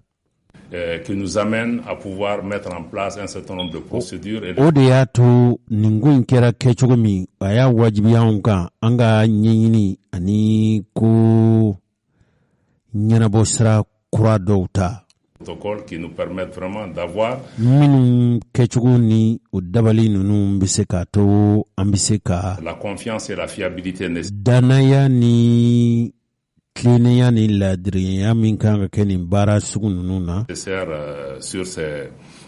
ces opérations. Nin n'a ɲɔgɔnna walew la kɔni. Donc il y a eu plusieurs dysfonctionnements que nous. An kɔni limaniyalen don k'a fɔ nin ko in kɛcogo a kɛra kɛcogo min na fiɲɛ caman b'a la. Nous avons relevé sur la question de ces équipes nationaux. Ni Côte d'Ivoire jamanadenw ka maa minnu sera an fɛ yan. De soutien. D'abord, je crois que si on regarde les règles même des Nations Unies, hali ni ye diɲɛ tɔnba a ka ko bɛrɛbɛn ni ko kɛcogo lajɛ. C'est que les équipes nationales de soutien sont déployées en soutien au contingent des pays en question. Kɛlɛbolo n'o bɛna Mali kɔnɔ yan minnu kɔni jɛna k'u ka sɔrɔdasiw bila ka na basigi baaraw kɛ maa minnu bɛ bɔ ka na olu sɛnsɛn k'u ka baaraw nɔgɔya u bolo u bɛ bɔ jamana kelen ninnu de kɔnɔ. Et les contingents ivoiriens sont à Mopti, ils sont à Tombouctou, et ils sont pas. Côte d'Ivoire yɛrɛ kɛlɛbolo minnu n'olu bɛ Mali dugukolo kan dɔw bɛ Mopti dɔw bɛ Tombouctou. Déployés, là-bas ils sont plutôt déployés à Bamako. Nka ninnu dun bilalen don ninnu bilala k'a fɔ k'u kana Bamako yan. Il y a une première entorse. Nin kɔni ye sariya kantunumuni wari dɔ ye. Que nous avons soulevé. Anw ye min ye a ko la kɔni. D'après les informations qui nous sont anw ye kibaruya minnu sɔrɔ n'anw kɔni y'o kibaruyaw ɲɛ sɔrɔ. Revenu aussi de la part des Nations Unies. Hali diɲɛ tɔnba yɛrɛ fana. On n'a pas d'informations sur le lien contractuel entre le contingent ivoirien. An y'a ye k'a fɔ baaraɲɔgɔnya tun kan ka waleya cogo min n'o ye Ivoire kɛlɛbolo ye. En tout cas, où les soldats qui sont arrivés et kɛlɛcɛ minnu kɔni nana an fa dugukolo kan. Et la troupe allemande. O ni Allemand ka kɛlɛcɛ minnu bɛ Mali kɔnɔ olu ni ɲɔgɔn cɛ jɛɲɔgɔnya ni baaraɲɔgɔnya a ko in ma lajɛ a fiyewu. Bon, ça aussi c'est vraiment une difficulté. O fana ye gɛlɛya dɔ ye. Quelque chose qu'il va falloir régler parce que cela veut dire qu'on n'a même pas de cadre légal clair. A yɛrɛ ɲɛdɔnnen tɛ n'a ma ɲɛ k'a fɔ nin baaraɲɔgɔnya bɛ tɛmɛ Lalimanw ka kɛlɛcɛ minnu bɛ yan ani Côte d'Ivoire sɔrɔdasiw ni ɲɔgɔn cɛ a ka kan ka kɛ sariya y'a fɔ cogo min a ka kan ka tɛmɛ o sira de fɛ. Entre la compagnie aérienne en question, cakɛ bondaso minnu n'o ye pankulun cakɛ bondaso min yɛrɛ kofɔra ko olu de ye wele bila u ma. Force ivoirienne. N'o ye olu ni Côte d'Ivoire sɔrɔdasiw cɛ. Et la mission des Nations Unies. O ni diɲɛ tɔn min n'anw ye sira d'o ma o kana an dɛmɛ an ka jamana basigili la. Et troisième élément qui a été aussi souligné. Fɛn sabanan min ni bolokɔni sigira o fana kan. Les équipes nationales de soutien sont kɛlɛbolo minnu ni olu y'u jamana minnu b'u ka kɛlɛcɛw bila ka na an magwɛn. Pris en charge pas par les Nations Unies mais par maa o maa ni jamana o jamana bɛ yen n'i ka kɛlɛcɛw bila ka na n'i ye kɛlɛcɛw bila ka na k'i bɛna baara magwɛn ta ka jamana sɛgɛrɛ musaka ni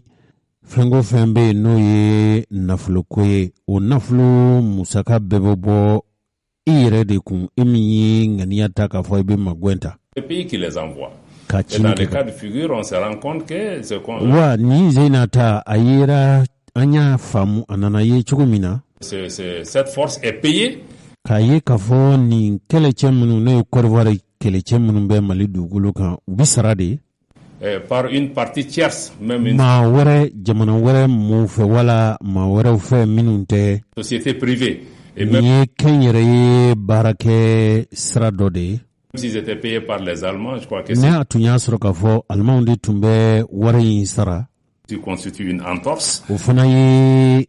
ko bɛn o fana tɛ ko bɛn ta ye nin ko la. Par rapport aux règles des Nations Unies. I n'a fɔ diɲɛ tɔnba ka ko ka kitiw ani ka ko bɛ labɛn sariya sira minnu fɛ. Et l'autre question, je crois ani ɲininkali min fana bɛ yen. Il y a aussi un certain nombre d'éléments et de formalités parce que les équipes nationales de n'a ma ɲɛ k'a fɔ nin ɲɔgɔnna suguw bɛ kɛ u bɛ kɛ labɛnni sira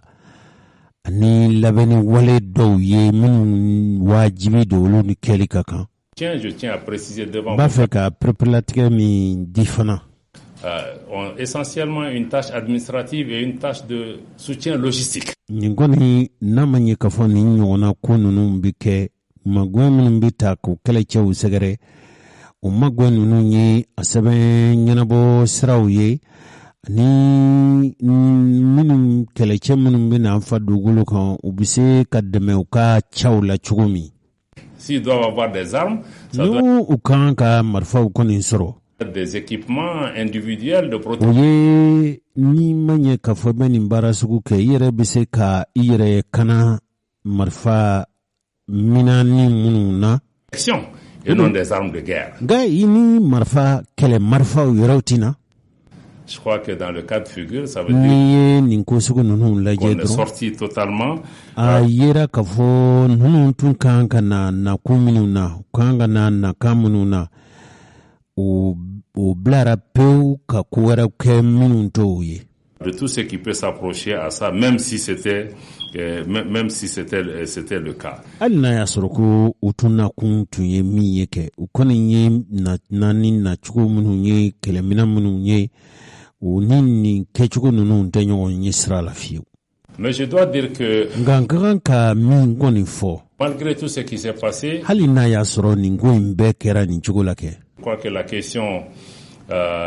touche aux relations entre le Mali et nin ko in mana ta sira o sira fɛ nin ye Mali ni Côte d'Ivoire ni ɲɔgɔn cɛ pays voisins frères. Jamana don an balima don. Cette question, je ne vais pas aller plus en détail. Ne kɔni tɛna tɛrɛmɛli wɛrɛ kɛ o la.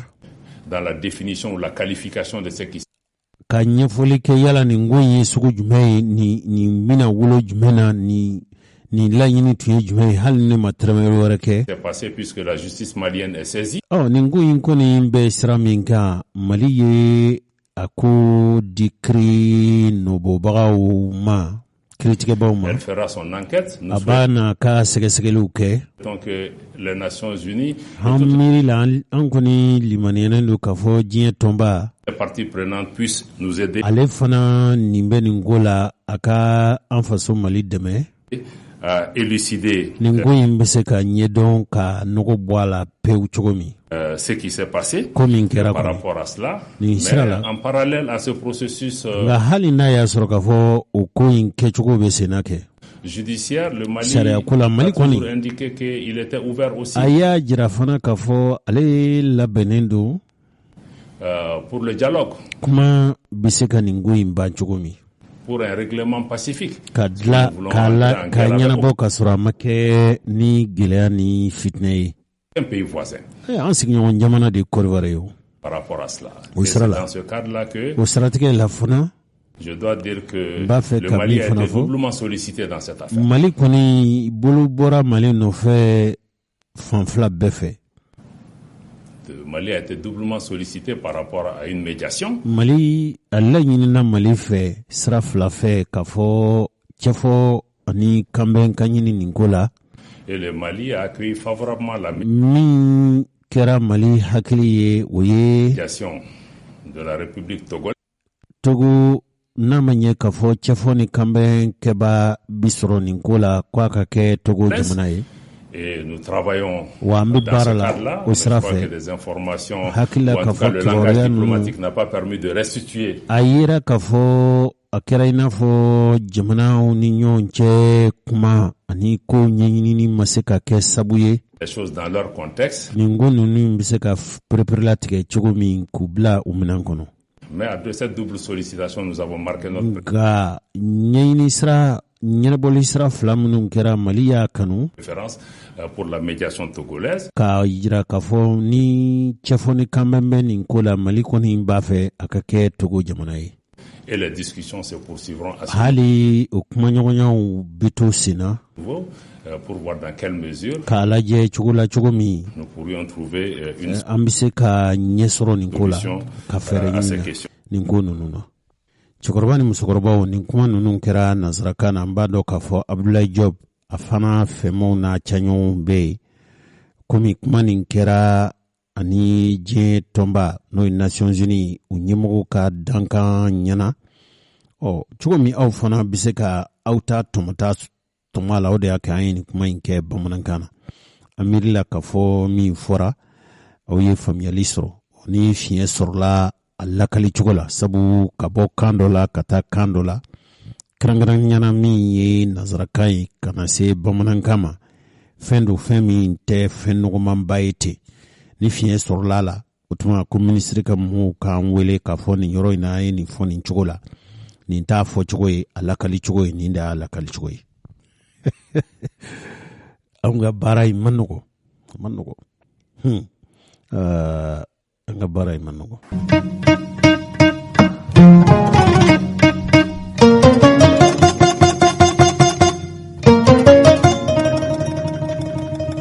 Cɛkɔrɔba ni musokɔrɔbaw an faso Maliba ye jamana kɔrɔba ye nka hadamadenya seereya siraw fɛ dalakuma dama tɛ bidenw da kokɔrɔw la fo tuma dɔ la a tamasiyɛn walew wa a yɛrɛ nana ye k'a fɔ o kokɔrɔbaw misali n'a fɔra k'a fɔ ne Jose Traoré mɔkɛ n'o ye Kunu Jose ko a ka marifa a ye tubabu ni faso tanga ni marifa min ye ko marifa bɛ yen n'a yirala denmisɛnw na k'a fɔ a ye faso kumabɔ ni marifaw ye hali ni maa min taara Segu n'i sera Segu Bakarijan ale tun ye cɛ farin ye ne yɛrɛ taara u ye Bakarijan ka tamaw a n'a ka kɛlɛminɛn dɔw a jirala ne na misali Sumangorun Kante ani Bala Faseke u ye ɲɔgɔn sɔrɔ Sumangorun Kante yɛrɛ sɔnna Bala Faseke ye fɛn min fɔli la n'o ye sosobala ye an ye kibaruyaw sɔrɔ a la k'a fɔ a bɛ Mali ni Laginɛ de cɛ n t'a dɔn bi kɔni a bɛ yɔrɔ min nin y'an ka ko kɔrɔw ye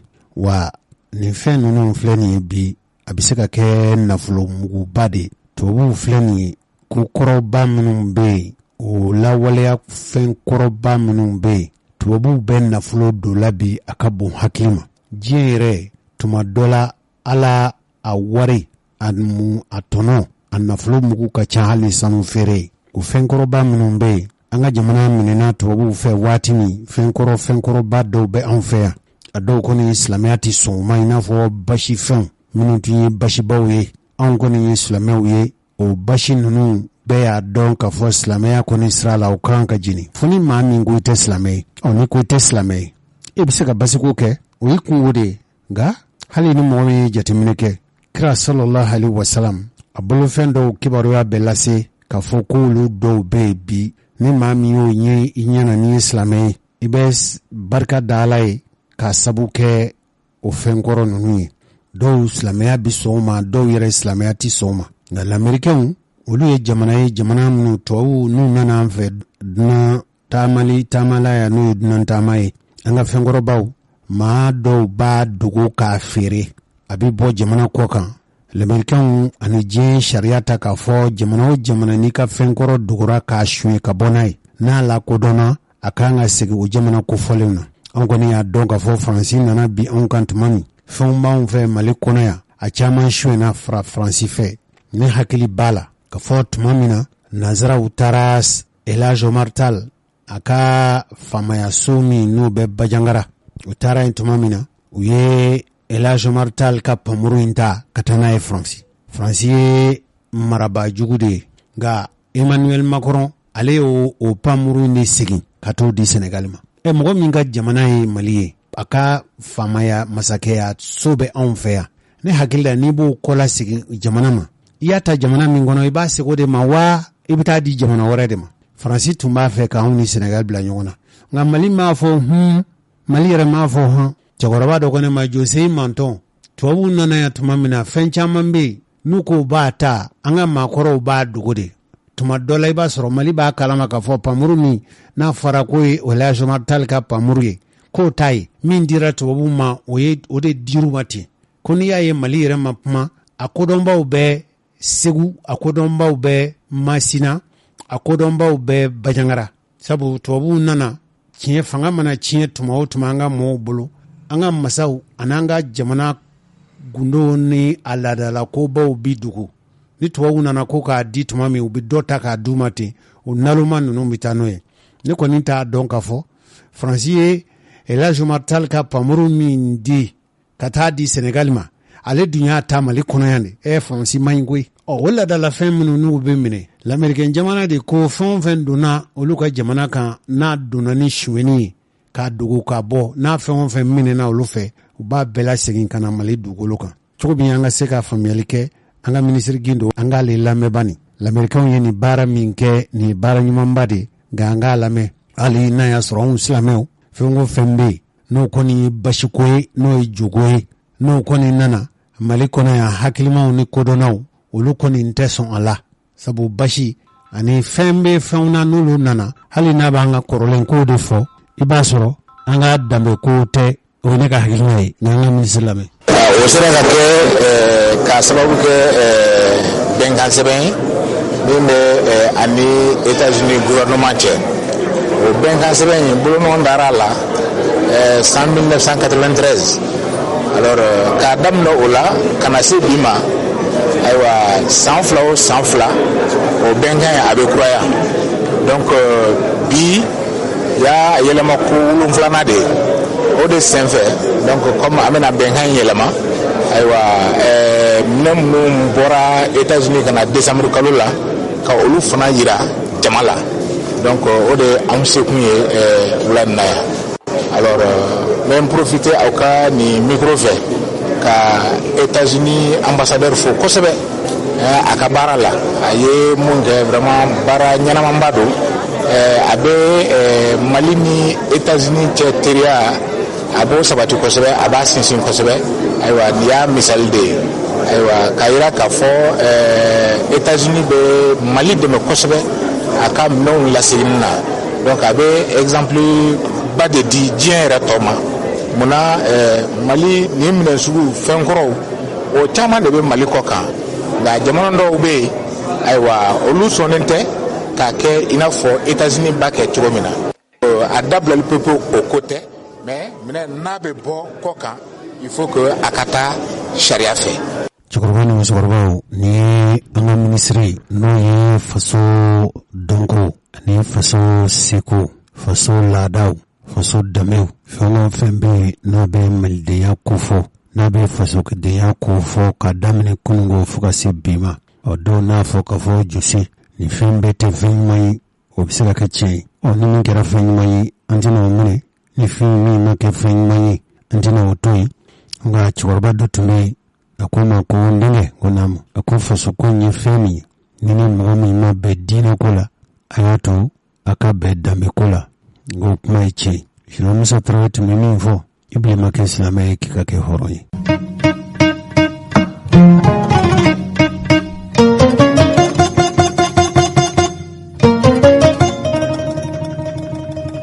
An balimaw kulo min bɛ Mali kɔnɔ yan n'an ko a ma ko yɛrɛwolo debout sur le rempart ni a cɛŋana dɔ ye Adama Ben Jara ni dɔw ko a ma ko Ben le cerveau ninnu tun ye kunnafonidilaw wele laɲini tun tɛ dɔwɛrɛ ye duniya yɛrɛmarakulu olu ka kɛlɛkɛcɛ minnu bɛ anw ka jamana kɔnɔ n'an ko a ma ko MINUSMA o MINUSMA in a kunkanko kibaruya cayara nin ma daminɛ bi kabini sigi min kɛra Nations Unies kuluba fɛ sigi an ko de ma ko Conseil de sécurité ka baro sigi o baro sigi min na ni yamaruya dira ka fɔ MINUSMA ale ka san kelen ɲɔgɔn kɛ Mali kɔnɔ n'u ka mandat nana renouveler malidenw fanba ye ɲininkali k'u yɛrɛ la yala mun de kɛra malidenw tun y'a jira ka fɔ Faransi jamana sɔrdasiw gɛnna cogo min na MINUSMA sɔrdasiw fana ka gɛn o cogo kelen na k'a ye ka fɔ MINUSMA ka mandat o kurakurayali min kɛra a kuma cayara kosɛbɛ cɛkɔrɔba ni musokɔrɔbaw Mali denmisɛnnakaw kɛrɛnkɛrɛnnenya la yɛrɛwolo debout sur le rempart maw olu y'a jira ka fɔ nin ma bɛn olu ma ko laɲini wɛrɛ t'olu fɛ MINUSMA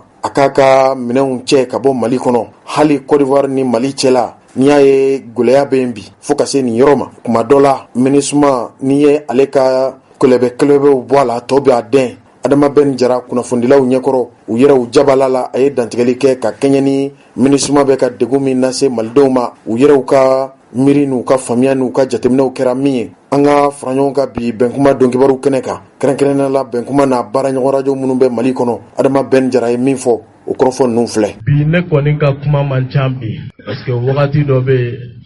o ye kuma wagati ye nka wagati dɔ bɛ yen o ye wulikajɔ wagati ye bamananw ko kangarimada banna kɛlɛ ma an bɛna na bɔ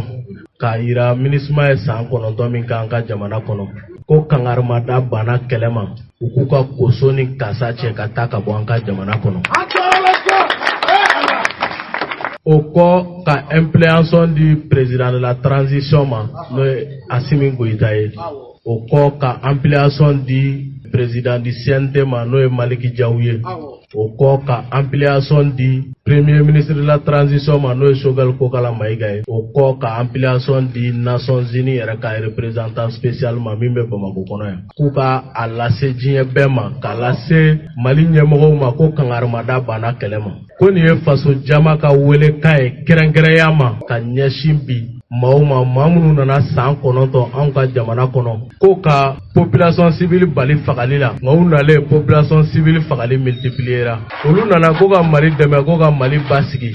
nka u nalen ko Mali ba wulila an t'a dɔn u ye baara kɛlɛ min k'an ka jamana kɔnɔ mais n'i taara u yɛrɛ bɛ conférence de presse min kɛ k'u ye baara min kɛ u bɛ min yiri la ko an ye courant don an ye ji di dɔw ma forage sonina an ko aw kɛra SOMAGEP ni EDM ye o si tɛ u ko k'u bɛ ɲaman cɛ an ko ɲaman tɛ se ka ɲaman cɛ anw bolo bi MINUSMA yɛrɛ de ye ɲaman ye la MINUSMA c'est des ordures olu de ka ɲi ka cɛ ka taa ka bɔ anw ka jamana kɔnɔ o kuma de ye tiɲɛ ye dɔw bɛna ɲininkali kɛ ko bi k'u ɲɛ bɛ bonnet bleu la n kun na baasi tɛ je porte le bonnet bleu pour sachez ces casques bleus qui ne servent à rien o de ye bonnet bleu opération tɔgɔ o de ye opération bonnet bleu a kun ye o de ye an bɛ wele da ko MINUSMA bɛ baara o baara la diɲɛ kɔnɔ u ko baara bɛɛ lajɛlen bila sen kan u ka bɔ anw ka jamana kɔnɔ ɲani le 22 septembre 2022 ɲani o ni ɲɔgɔn cɛ o ultimatum de bɛ taa di o wagati kelen na MINUSMA bɛ Mali dugu 13 MINUSMA b'o de kɔnɔ Mali la yan o duguta ani saba bɛɛ bɛ bɔ pour que ka taa o kangarima kelenw da u ye u ka kanw kɔnɔna na. Pacifiquement an bɛ bɔ ka to de di u ma ko kangarimada banna kɛlɛ ma. Ni sɛni ma kusumɛ a bɛ paraw mɛn. Kidali kɔnɔ lɛtiri bɛ d'u ma. Tesalit lɛtiri bɛ d'u ma. Agelok lɛtiri bɛ d'u ma. Tombouctou lɛtiri bɛ d'u ma. Ber lɛtiri bɛ d'u ma. Gundam lɛtiri bɛ d'u ma. Mopti lɛtiri bɛ d'u ma. Sebare lɛtiri bɛ d'u ma. Douanzan lɛtiri bɛ d'u ma. Gao lɛtiri bɛ d'u ma k'u k'an ka jamana to an ye ɲani 22 septembre cɛ. Menaka lɛtiri bɛ d'u ma k'u k'an ka jamana to an ye. O tɛmɛnen kɔfɛ a Gundam lɛtiri bɛ d'u ma k'u k'an ka jamana to an ye ani Bamako ta bɛ di sini. Donc u tilalen don nin duguw de ni ɲɔgɔn cɛ pour leur sommer de quitter le territoire malien. C'est une exigence du peuple de Modibo Keïta et c'est pas négociable. O tɛ négocier, o tɛ tɛrɛmɛ. Donc sira kelen min bɛ Faransi bolo bi k'an ka jamana ci c'est à travers la MINUSMA. Ni MINUSMA tɛ u bɛ don yɔrɔ jumɛn fɛ k'an ka jamana ci u b'an ka jamana kɛ tomo ye cogo di? Ni MINUSMA tɛ u bɛ don yɔrɔ jumɛn fɛ? Lamaga min bɛ kisɛ na tile fila la jamana kɔnɔ aw bɛɛ tulo b'a la. U kun nana force lankolon baden cɛ k'u to an ka G6 Sahel lɛ, force Takula dɛ, force MINUSMA nin bɛɛ lajɛlen barikani dɛ, nin bɛɛ force lankolon, force kirikaraw. Kana k'an ka jamana ci f'i yɛrɛ bɛ siran ko tuma an bɛ crise min kɔnɔ o crise kelen de don wa walima crise wɛrɛ de don. Jamana 84 o de bɛ MINUSMA kɔnɔ. A jamana 84 na n'a bɔra Iran, Turki ani Chine na a tɔ bɛɛ ye jamana lankolon minnu bɛ Faransi ka baara la contre notre pays. An b'o bɛɛ dɔn k'an sigi cogo di k'an yɛrɛ to jugu bolo a k'an ka jamana ci. Albert Einstein a dit ceux qui font le mal ne sont pas les méchants, mais c'est ceux qui regardent sans rien faire qui sont plus pires que ces méchants-là. Kojugu, majugu ka kojugu ko tɛ mɔgɔ dabaliba mais maa ɲuman ka mankun ko de ɲɔgɔn dugu ci tɛ. An t'an manku k'an balolen to. O kuma damadɔw de tun bɛ ne bolo bi, wele de bɛ yen bi, kuma man ca. K'a fɔ Karl Marx ale définition jumɛn de révolution ma. An bɛna se mois d'août la, nous allons entamer la phase active de la révolution. Comme les Modibo Keïta l'ont décrété le 22 août, la révolution active. On a activé ou non fait. Karl Marx dit que la révolution, c'est la transformation de la quantité en qualité, la passation de l'ignorance à la connaissance et l'accession de l'inférieur au supérieur. C'est ça la révolution. Ni révolution de glaning, wallahi billahi ta'ala, à manipulation. Maintenant, nous sommes dans la révolution active.